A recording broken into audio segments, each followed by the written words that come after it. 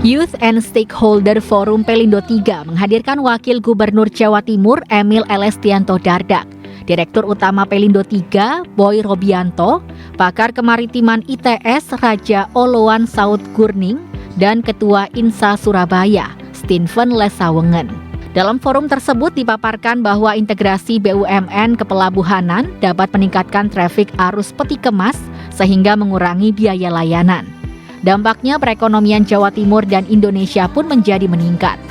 Wakil Gubernur Jatim Emil Elestianto Dardak juga menyebut, integrasi BUMN kepelabuhan sangat diperlukan di era sekarang. Sebab dengan semakin terhubung dan terintegrasi, bisa lebih efisien dan meningkatkan kualitas pelayanan.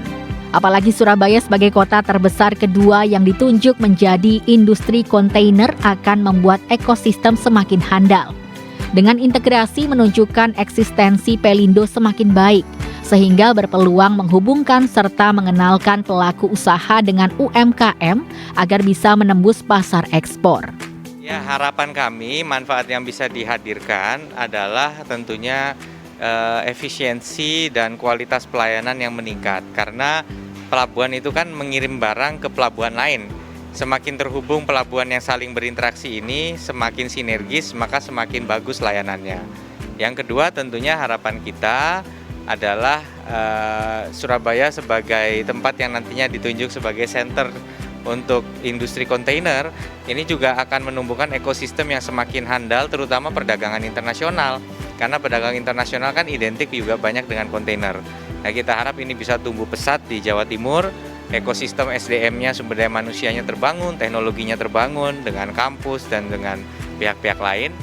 Sementara Boy Robianto, Direktur Utama Pelindo III menyebut, saat ini proses integrasi BUMN kepelabuhanan masih menunggu peraturan pemerintah terkait pembangunan terintegrasi serta legalisasi merger. Diakui Boy, integrasi BUMN kepelabuhanan dapat memperlancar bisnis di segala sektor, sehingga trafik barang bisa lebih lancar dan berdampak pada pertumbuhan ekonomi baik di Jawa Timur maupun nasional. Targetnya pertumbuhan arus barang bisa sejalan dengan pertumbuhan ekonomi yang telah ditetapkan pemerintah. Ya, jadi sebenarnya merger ini kita mengajak pelabuhan lainnya khususnya Mbak ya, karena memang alhamdulillah memang di Pelindo III sendiri pandemi ini cukup memberikan kontribusi yang lebih, jadi memang tidak ada pengaruh terkait dengan kontribusi barang. Nah, karena kita mungkin sudah melakukan perbaikan yang tersistem sejak tahun 2018 dan kita tidak merencanakan juga akan ada pandemi, tapi paling tidak dengan seperti ini kita mengajak Pelindo I khususnya dan Pelindo IV yang banyak mengelola pelabuhan remote untuk sama-sama naik kelas sebenarnya, sama-sama naik kelas. Harapannya ke depan ya dengan kelancaran bisnisnya semakin bagus, trafiknya akan semakin meningkat. Sebenarnya sejalan dengan pertumbuhan ekonomi. Semakin karena gini, pelabuhan adalah pintu gerbang ekonomi. Artinya kalau pelabuhan lancar, pertumbuhan ekonomi akan naik dengan sendirinya. Acara Youth and Stakeholder Forum ini akan ditayangkan pada program Jatim Bangkit Spesial Pelindo III pada hari Senin tanggal 20 September pukul 6 petang hanya di JTV. Atiko Hasan, Aris Rahmatullah, JTV.